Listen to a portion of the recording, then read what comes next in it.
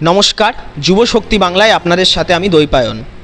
বিজেপির হামলা, হকার উচ্ছেদ এবং ছাত্র আন্দোলনে পুলিশি অত্যাচারের প্রতিবাদে আজ কলকাতায় লালবাজার সত্যাগ্রহের ডাক দেয় পশ্চিমবঙ্গ প্রদেশ কংগ্রেস।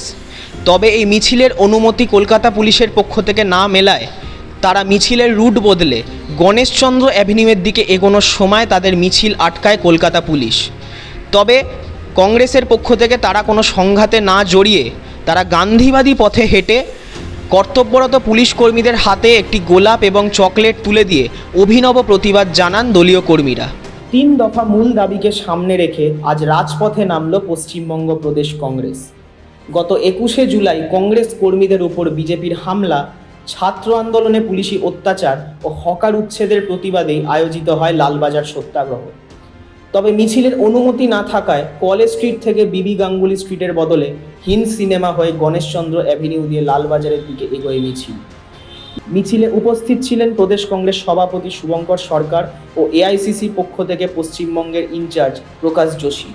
21শে জুলাই শহীদ মিনারে আসার সময় বহু জায়গায় প্ল্যান করে কংগ্রেস কর্মীদের উপরে আক্রমণ, বাস থেকে নামিয়ে মারধর করা, কোনটা করেননি, হাসপাতালে ভর্তি করা হয়েছে, তাদেরকে অনেককে গাড়ি ভাঙচুর করা হয়েছে, প্রশাসনকে শুধু পাওয়া যায়নি সেদিন। গণেশচন্দ্র অ্যাভিনিউতে পুলিশি ব্যারিকেডের মুখে পড়ে মিছিল, তবে কোনো ধস্তাধস্তিতে না গিয়ে ব্যারিকেডের সামনেই শুরু হয় সভা। 21শে জুলাই শহীদ তর্পণের দিন। সেই শহীদ তর্পণের দিনে সারা বাংলা জুড়ে কংগ্রেস কর্মীরা কলকাতায় আসছিল শহীদ তর্পণ করতে, কোনো পাগলু ডান্সে অংশ নিতে নয়। বাংলার নির্বাক পুলিশের সামনে বিজেপির হারমাদরা 65 জন কংগ্রেস কর্মীকে আক্রমণ করেছিল, আহত করেছিল, তারা হাসপাতালে ভর্তি হয়েছিল, গাড়ি ভাঙচুর করেছিল, বাস ভাঙচুর করেছিল। কিন্তু বাংলার পুলিশ, বাংলার শুভেন্দু অধিকারী প্রশাসনের ভয়ে কোনো নিরাপত্তা দেয়নি কংগ্রেস কর্মীদের।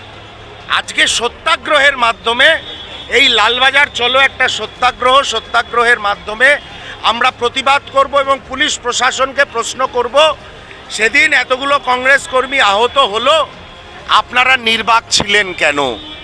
সভা থেকে শুভঙ্কর সরকার বার্তা দেন, কংগ্রেস অহিংসায় বিশ্বাসী। সভা শেষের আগে কর্তব্যরত পুলিশ কর্মীদের হাতে গোলাপ ফুল ও চকলেট তুলে দেন জেলা সভাপতি ও কংগ্রেস কর্মীরা। যুব শক্তি বাংলা, কলকাতা।